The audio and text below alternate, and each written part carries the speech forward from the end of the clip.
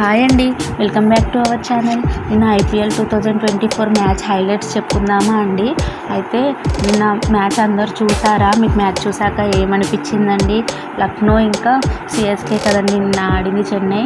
అయితే మీకు ఏమనిపించిందండి? నిన్న లక్నోలో ఎకన్నా మైదానంలో ఆడారంట కదండి.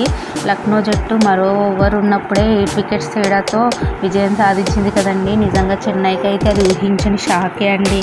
నాకు అనిపించింది కదండి, సిఎస్కే ఓడిపోవడానికి కారణం ఏంటంటే ధోని గారు ఇంకాస్త ముందొచ్చి ఉన్నప్పుడు ఆడితే ఒక 200 అయినా కొట్టి గెలిపించే వాళ్ళేమో. కాకపోతే ధోని గారు లాస్ట్ చివరిన రావడం వల్ల ఎల్ఎస్జీ 177 కొట్టి గెలిచిందేమో అని అనిపించిందండి. అంటే నేను ధోని గారికి సపరేట్గా ఫ్యాన్ అండి. మీలో ఎంతమంది ధోని గారి ఫ్యాన్స్ ఉన్నారో నాకు కామెంట్ చేయండి. అలాగే నా వీడియో నచ్చితే లైక్ చేయండి, షేర్ చేయండి, కామెంట్ చేయండి. అలాగే కామెంట్స్లో మీకు ఎవరికి ధోని అయితే ఇష్టమో ఒకసారి చేసి చెప్పండి. థ్యాంక్ యూ అండి. బాయ్.